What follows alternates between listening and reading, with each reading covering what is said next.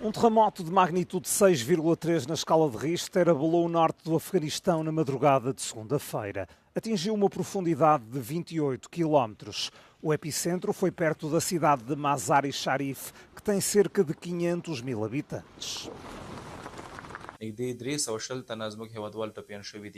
البته شهیدان هم تقریبا د شلو څخه پورته دي د معلومات تر اوسه پورې ابتدایي ارقام دي زموږ د ژغورنې ټیمونه همدارنګه روغتیايي ټیمونه په سیمه کې موجود دي د افغانستان اسلامي امارت د عامه روغتیا وزارت د رهبرۍ لوري ټول روغتونونو ته امر شوی تر څو اماده اوسیږي. Parte da Mesquita Azul em Mazar-e Sharif ficou danificada. Trata-se de um monumento do século XV, considerado um dos mais sagrados do Afeganistão.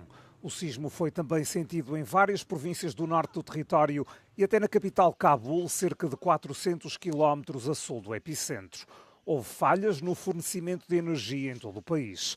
Todos os hospitais da área mais atingida estão dedicados ao tratamento dos feridos. Em entrevista exclusiva à Euronews, o antigo secretário-geral da NATO, Anders Fogh Rasmussen, instou os membros da aliança a aumentarem o fornecimento de armas para ajudar os ucranianos a defenderem-se dos ataques russos. In my opinion, we should increase the delivery of weapons. For instance, the Germans should deliver long-range Taurus missiles. We should also help the Ukrainians defend themselves against Russian drones and missiles. Rasmussen congratulou-se, no entanto, com a decisão dos Estados Unidos da América de sancionar duas grandes empresas petrolíferas russas, descrevendo-a como um passo positivo. It seems that gradually President Trump has lost patience with Putin. And I think the Americans gradually realize that if they are to force Putin into a peace negotiation, they will have to put much more pressure on Russia.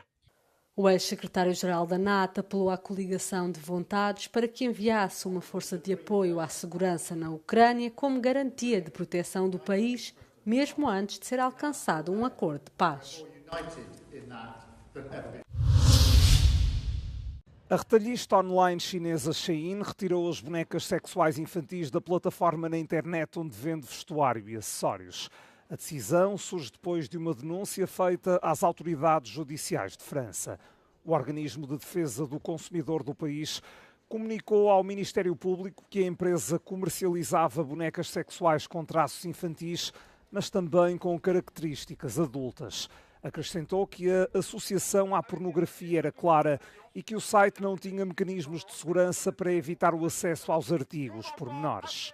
Segundo a lei francesa, é possível ordenar às plataformas de comércio eletrónico que removam conteúdos ilegais num prazo de 24 horas. A Shein escolheu Paris como local da primeira loja física na Europa e vai inaugurá-la no próximo dia 5 de novembro. O ministro francês da Economia diz que tentará banir a retalhista se incidentes semelhantes voltarem a acontecer. Os atrasos e cancelamentos de voos nos aeroportos dos Estados Unidos não param de aumentar. A situação deve-se à paralisação do governo federal que dura há mais de um mês. Quase 13 mil controladores de tráfego aéreo estão a trabalhar sem remuneração. Mas nem todos aceitam fazê-lo e há quem recorra a baixas por doença, o que torna mais difícil cumprir horários. I just feel this is America. And you feel when you come to America that things will work properly. And so we're going to be here probably for about 5 hours now because we thought we had to check in early because of what's going on. So slightly disappointing. A paralisação do governo federal começou a 1 de outubro, depois de republicanos e democratas terem falhado um acordo para o orçamento do próximo ano fiscal.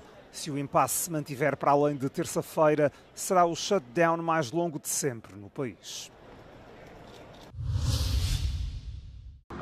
Donald Trump diz que a Nigéria está a viver um genocídio dos cristãos. O presidente norte-americano prometeu acabar com a perseguição aos cristãos do país da África e ameaça desencadear uma ação militar. As tensões entre a comunidade cristã e muçulmana duram há décadas. O terrorismo de grupos islâmicos tem vindo a crescer. Mas que consequências pode ter uma ação armada dos Estados Unidos? If it will end insecurity, we welcome it. If it will help to safeguard our communities, we welcome it. I think that we are at a level where terrorism is now a global problem and our communities don't feel safe. And so if we have support from outside coming to say, we want to work with you to help stem the tide, I think we should buy it. This is something that we should welcome, frankly. De acordo com a Amnistia Internacional, mais de 10.000 pessoas foram mortas em ataques jihadistas no centro e norte da Nigéria nos 2 anos desde que o presidente Bola Tinubu tomou posse.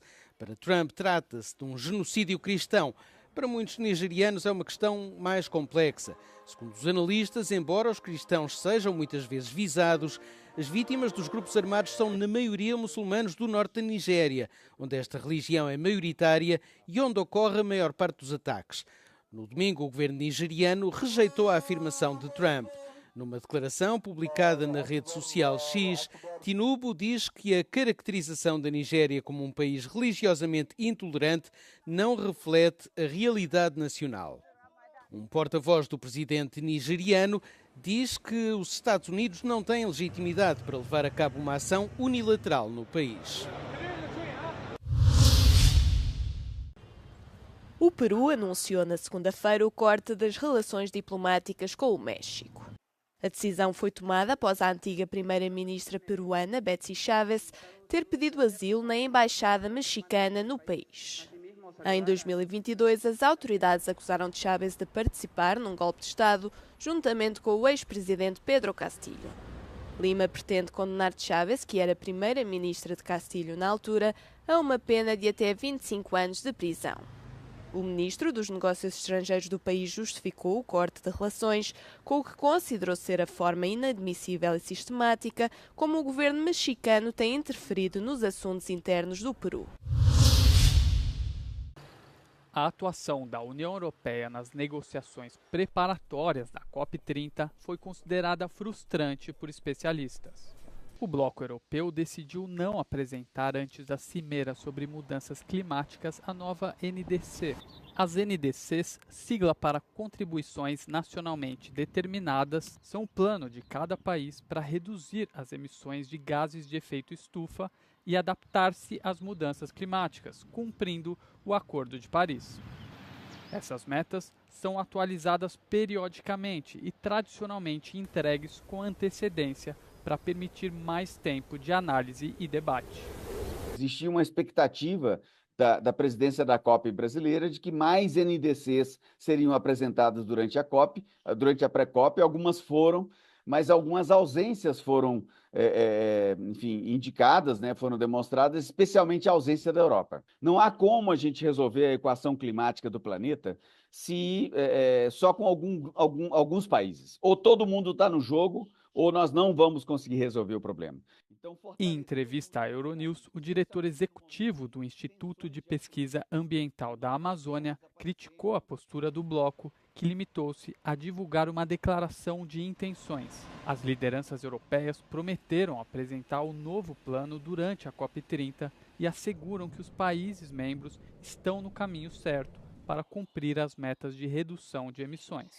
Eu acho que, apesar das incertezas, o planeta tem que avançar. A mudança climática não vai parar e esperar a guerra acabar ou esperar a definição das tarifas acontecerem para ela demonstrar sua força. A força da mudança climática já está sendo demonstrada na forma de incêndios, na forma de secas, na forma de enchentes, na forma de incerteza para os investimentos. A ONU divulgou esta semana um relatório com balanço de 64 NDCs entregues até setembro. Mesmo sem a contribuição atualizada da União Europeia, o documento indica que as emissões globais devem atingir o pico antes de 2030 e começar a cair até 2035. A COP30 arranca a 10 de novembro em Belém do Pará, no Brasil. Alguns dos residentes mais queridos de Lisboa estão de volta à cidade, os pinguins de Magalhães. Após meses de uma longa renovação do espaço que pretende recriar o seu habitat, estes pequenos animais que fazem as delícias dos visitantes do Oceanário de Lisboa estão agora de regresso ao lar. A intervenção decorreu entre novembro de 2024 e agosto de 2025 e constitui a primeira grande reconstrução de um dos habitats originais do aquário, com os animais a permanecerem isolados numa instalação temporária durante o processo.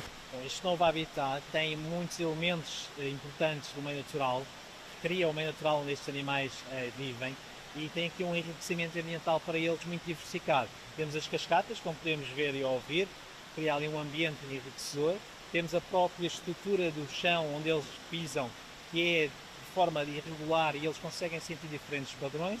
Temos uma máquina de ondas que simula as ondas a funcionar e, portanto, tudo isso são elementos muito enriquecedores para o bem-estar dos pinguins. Dezenas de profissionais oriundos de 12 países trabalharam para criar um ambiente mais natural que fosse casa para estes pinguins. As melhorias pretendem ajudar estes animais a florescerem em condições próximas às da natureza, mudanças que se refletem não só no bem-estar dos pinguins, mas também em quem trabalha com eles e chega para visitá-los. I found it very natural, looks natural, and penguins look very happy. So it's nice to have this kind of environment to show my kid how penguins are behaving in a natural environment. O habitat renovado, agora chamado Oceano do Sul, é casa para 29 pinguins de Magalhães e 12 andorinhas do mar incas, uma espécie de ave marinha. Inaugurado em 1998, o Oceanário de Lisboa já chegou a ser considerado o melhor aquário do mundo, tendo por base as avaliações dos utilizadores do TripAdvisor.